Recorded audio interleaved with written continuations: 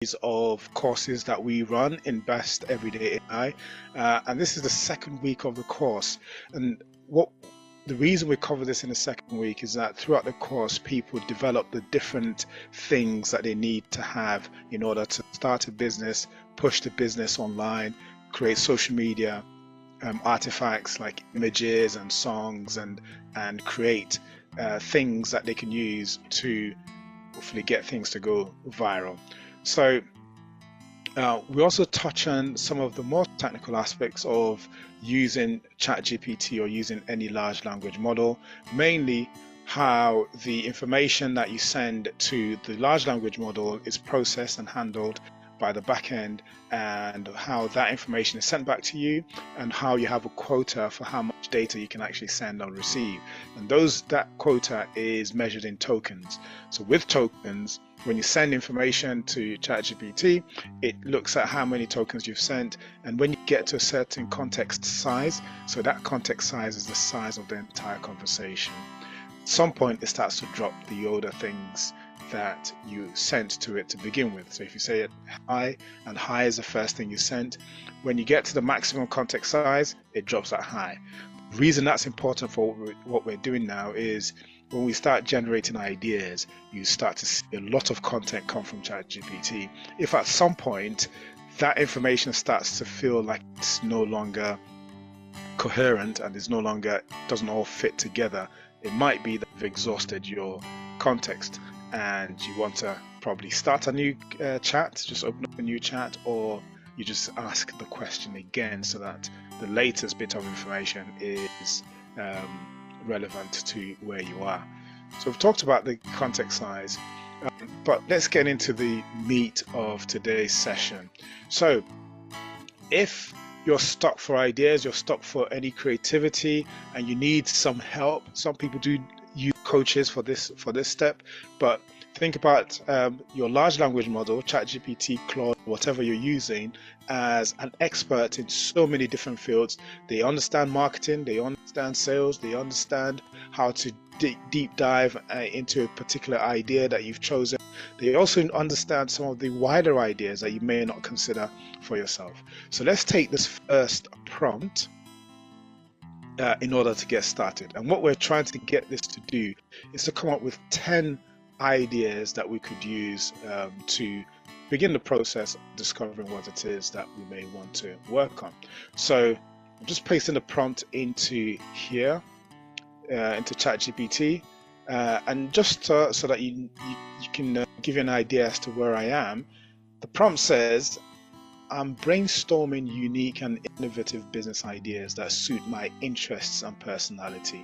So if you recall, I mentioned that these ideas would be ideas that suit you as a person, your persona, and this assumes that ChatGPT knows a bit about yourself. If it doesn't, the next sentence gives it some idea as to who you are and the things you might like. So I've been using ChatGPT for many months now, so it does have some information about who I am. But in any case, if this is your first time and you've just gone to chatgpt.com and you've just picked the model, type this prompt into your chatbot, into the interface, and fix the areas where you see these square brackets. So I'm brainstorming unique and innovative business ideas that suit my interests and personality. I'm particularly interested in, so let me change this so that it says I'm interested in technology and education, right? Okay, so that's the second sentence. And then the next one goes, can you suggest 10 original business ideas that align with, and then you give it the specific goals. So for me, I want it to align with solving everyday problems, hence why we're called Best Everyday AI. So everyday problems, leveraging AI, and creating passive income. And these ideas should be beginner friendly, right? Forward thinking, low startup cost, and scalable, right? I think this covers most of what I would want. And then for each idea, let me create some space here. For each idea, briefly explain what it does, who it's for, and why it's relevant in today's world. And then very key, avoid overused concepts like e-commerce tends to come up quite a lot. So let me just say overused concepts like maybe drop shipping and SMMA and generic online stores. So remove this one and then remove that square bracket, or traditional freelancing. Fine. So this is going to get me 10 unique business ideas that match my personality. It's forward thinking, they're forward thinking and beginner friendly, scalable, and low startup cost. Let's go. Okay, so it's working through. The first thing it's come up with is AI powered study companion app. That sounds a bit often used. But let's carry on. Micro learning course platform for niche skills, AI personalized children's story generator, remote AI tutor. So you can see all these different ideas. The ideas are related to my personality and the things I said I was interested in. So I was interested in education and technology, and it's wrong with that and come up with these 10 unique ideas. So AI powered lesson planner, passive niche knowledge blog with AI, SEO edu toys.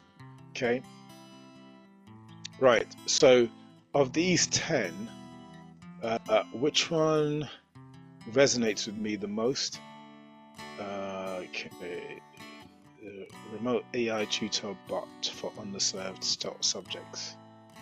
Interesting. So subjects like art, history, philosophy. I like this one, AI personalized children's story generator. Okay, so that's the idea we want, number 3. Now carrying on with the brainstorming process. This is a starting point. So what happens next? So these are the 5 steps you'd want to take if you are working on some ideas and you want to just see this through to a logical end where you can then say, all right, I have enough information in here to now get started. So the first thing is we need to assess our strengths, identify the ideal customers for the idea that we pick, estimate the market potential, create a customer survey, and that survey is to help us determine if there are actually any customers that want the thing that we've created. And then we'll look at how we can build and test a prototype, because even though AI and ChatGPT has access to all of this information in the world, information in AI doesn't always match real life, but it will give us the tools that we need in order to validate the idea properly. So is the idea a good fit for me? Now look at my unique qualifications, experience, expertise. But let's take the prompt here. So I'm going to copy this prompt and take it into ChatGPT. If you're interested in any of these things, please just reach out to me and I'll send you the prompts. Okay, so just put a comment in the comment section and you get it. So I'm thinking of starting a business that I'm going to replace that section with this idea number 3, which is the one I picked. That is an AI personalized children's story generator. I'll just put that in quotes. I want to understand my unique strengths in making it a success. I have experience in, so here this is where I'll detail my skills in technology, AI, software development, and expertise in, let me say,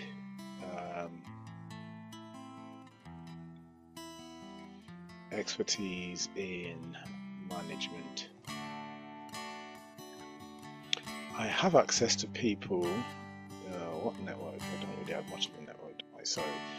I have access to people who work in the IT space, real estate, and football.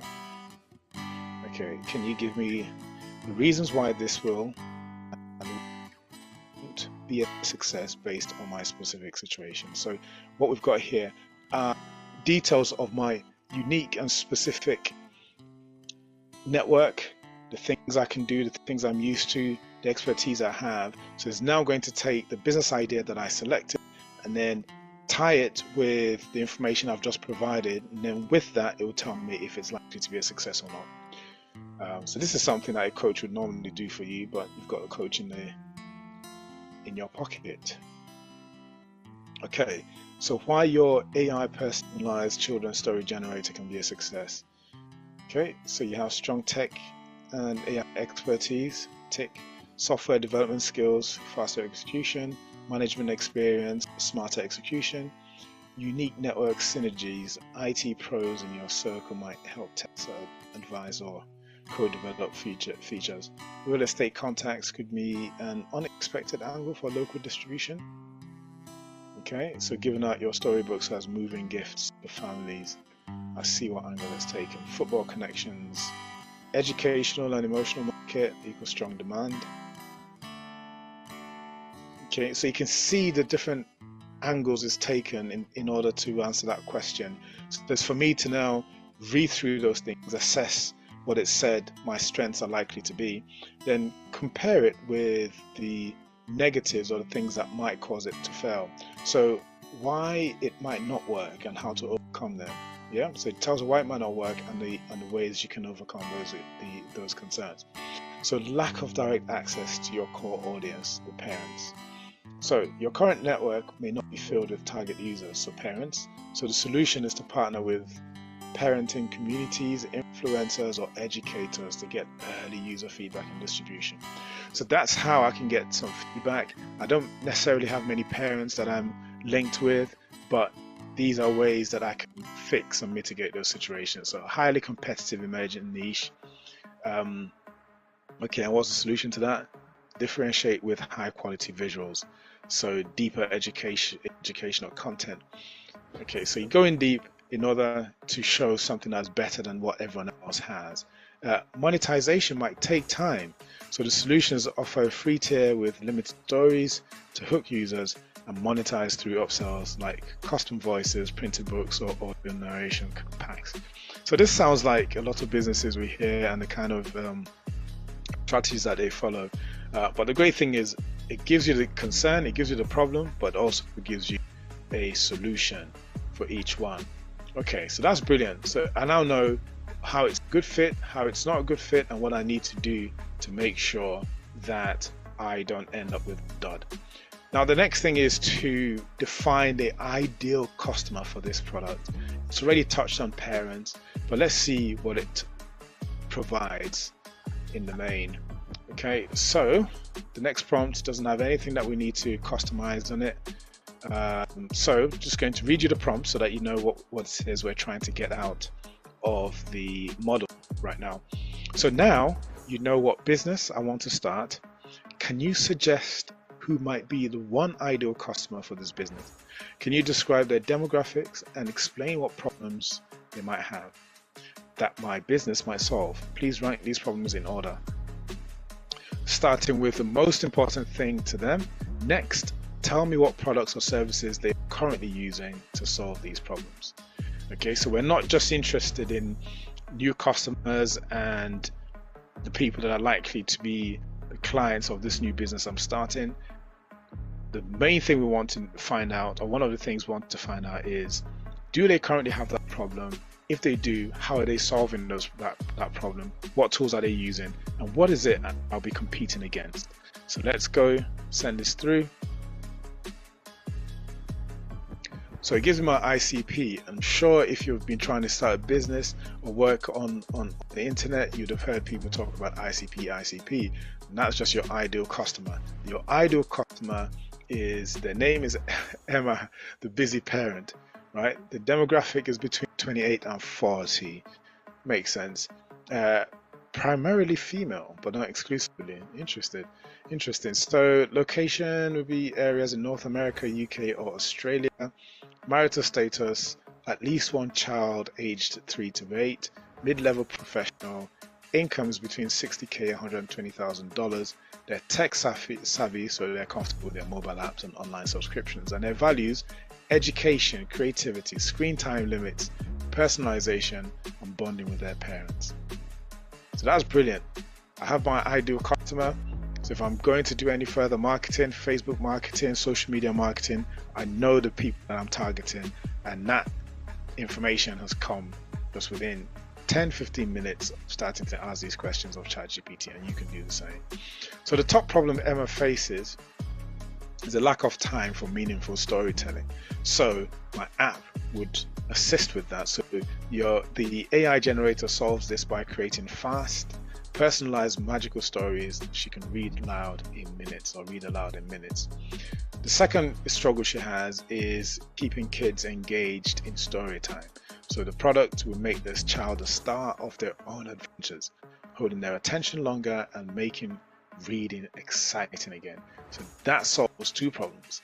So the child being engaged and helping the child enjoy reading. So there are other concerns that have been listed, like concern over screen time. So AI-powered storytelling is screen light and parent-child interactive, so much healthier than screen binging. And then limited access to quality, affordable children's books. So this is something that can easily be done through this AI story generator. So the current products that they would use, it's mentioned YouTube story channels, Amazon, printed books, Lovery, and personalized books. That I think is fairly obvious, but something that you may not necessarily think of. And then the opportunity here is instant delivery, truly personalized content, parent-child bonding, emotional and educational design, and then affordable pricing or freemium model. So these are all tips and things that you can incorporate into the business, right? So we know who our ideal client is, we know the problems that they have, we know what they're currently using to solve those problems, and we know what we need to do to be better than what they currently have. Now the next question is, okay, we've got this idea, we know who the ICP is, so our ideal customer, we know that we have some strengths, some of the weaknesses have already been highlighted, but we have ideas as to how we can solve those problems. Now, is the market for this idea big enough? Now let's ask the question. Seeing that ChatGPT has been so clever, we can carry on using ChatGPT to get more information. So can you give me 3 main reasons why someone would want to buy my product? Next, estimate how many people in, let's say, how many people in the UK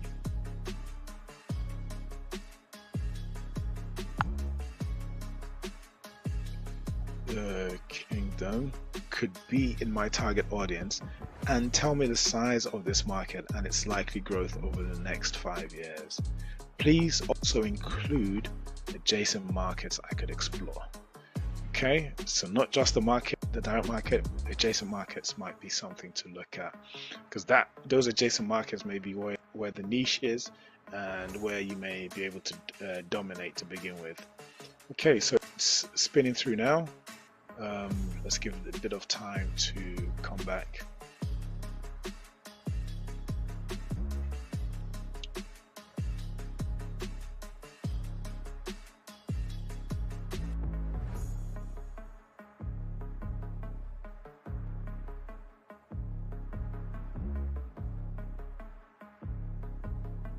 Okay, I was thinking for a while there. Okay, so the top 3 reasons parents will buy your product: time saving, personalized storytelling. So that means that when we build this product, it has to have that personalized aspect to it, if that's the key thing that the parents will want. And then we want to enhance the child engagement with learning, so that's something to consider. And then it has to be affordable and accessible. Accessible alternative to traditional books. Okay, That's fine. So in terms of the UK market size, so target audience estimate, children aged 3 to 8 in the UK, approximately 4.5 million children. Okay, households with children aged between 3 to 8, assuming an average of 1.5 children per household, there are about 3 million households. Potential market size, focusing on middle to upper income families who are more likely to invest in educational tools, your addressable market could be around 1.5 million households. So 1.5 million households, the market size, the children's book market is valued at $868 million in 2025. And then it gives us a reference to where we can find the information that it's using to draw these conclusions. So it's expected to grow and is expected to reach 1.8 billion by 2025. So we're already in 2025. So let's see.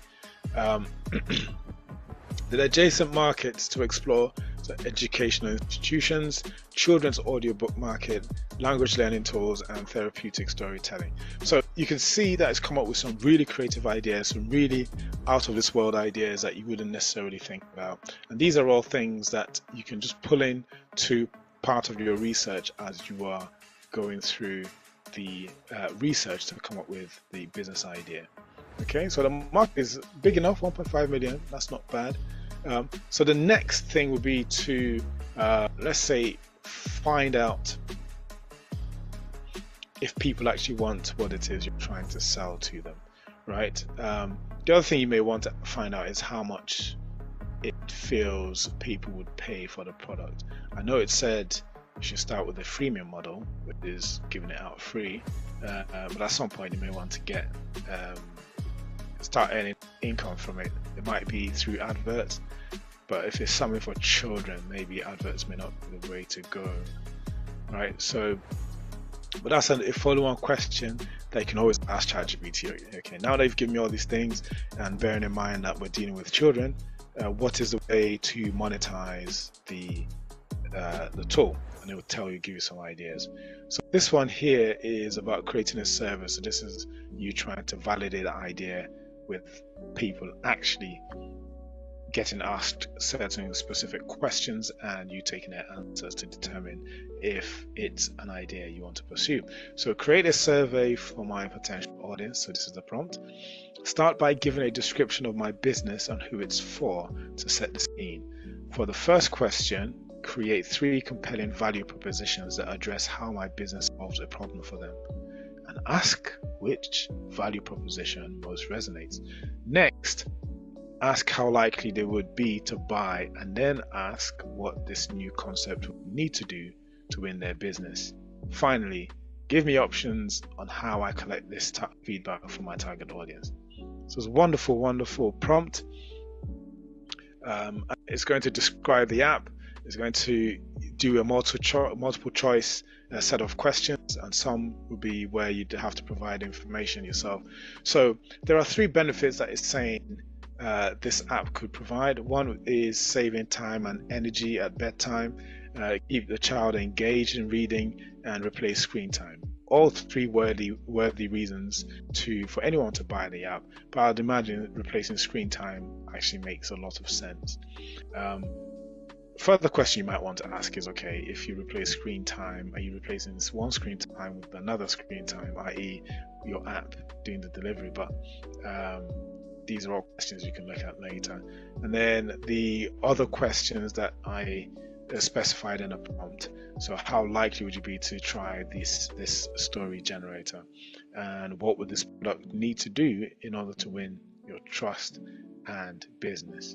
So is it be safe for kids, have options for different ages, that sort of thing. So then the survey carries on, and this is what you can share with on your social media or push as some advertising online. Okay, and then this brings us to the very last prompt that I'm going to share today, which is how do I create a minimum viable product or prototype for this idea? So assuming you've been through all the questions and you're still happy with what's been said and the response you get, and you believe what's been said, then the next thing is to try and work on a minimum viable product. So a minimum viable product is the cheapest possible version of that product so you can release to somebody. The person will see it and understand what it is you're trying to create, right? And with that, you can start to test, or you can continue testing the idea, because everything up to this point is really just question and answer and perhaps common sense. But before you go out building some huge, massive app and app ecosystem, you do want to test out a version of it and see what the feedback is, and that will help you improve. So the step-by-step MVP plan, so the minimum viable product plan. So ask for children's name, age, interests. So this is the version of the app. So generate a simple short story using AI, display story on the web page or sent by email, and then for the optimal solution, download or read aloud option, so that text to speech. Okay, so it'll take you 2 to 4 weeks to build. It's giving you ideas as to the tools you can use and what it might cost, and it's saying you can build the MVP for up to $200. So you launch it softly. Where to test? So parenting Facebook groups, Reddit, your personal network, and offer something in return. Things like free story credits, and the key metrics to track are all provided here, and then you can ask these follow-on questions and what makes it worth pursuing. So by the end, you should have your MVP or know how to create your MVP and get it out to the relevant people that would test it and provide the initial feedback. So we've gone through how to generate those ideas, what questions to ask, how to validate the different ideas that come back.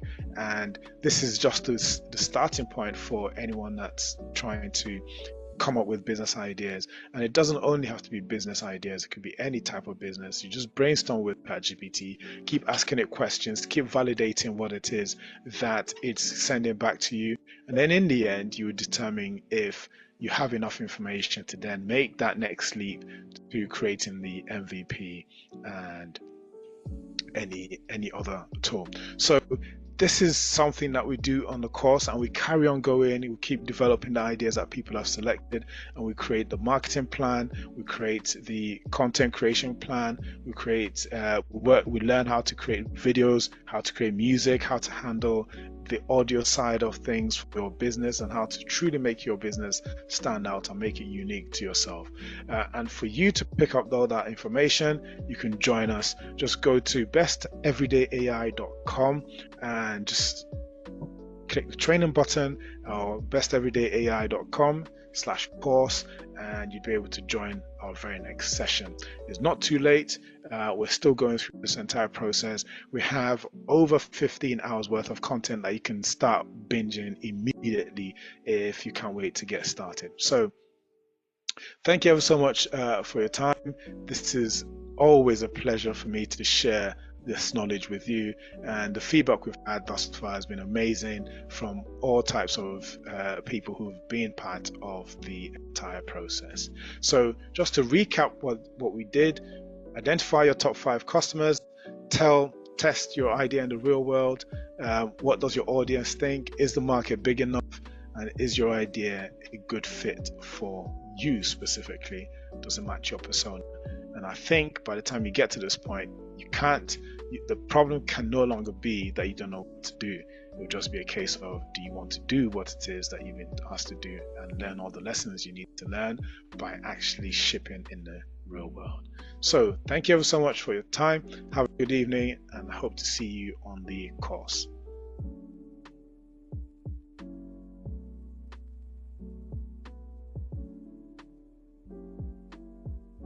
They type the words, they start to dance. Advanced AI's got that glance. Crafting poems with subtle flair, making magic out of air. Connections grow with every key, teaching skills for all to see. LinkedIn vibes, they're in the zone, building empires from their phones. Prompt it right, watch it soar, ideas knocking at your door. AI's here to choose.